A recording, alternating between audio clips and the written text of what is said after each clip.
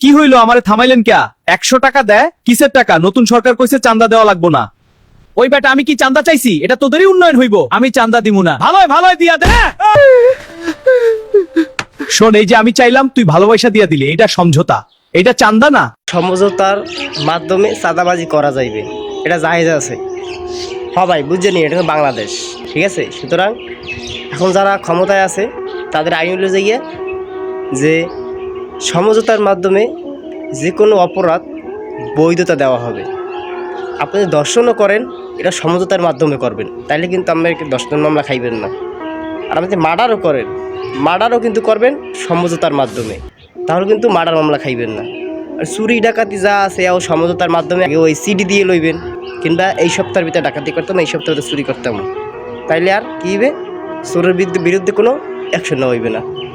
আর এরকমের দুর্নীতি যারা করতেছে, কলমের খোঁচা লাখ লাখ টাকা দুর্নীতি করতেছে, তারা তো অবশ্যই সমঝোতার মাধ্যমেই করতে আছে।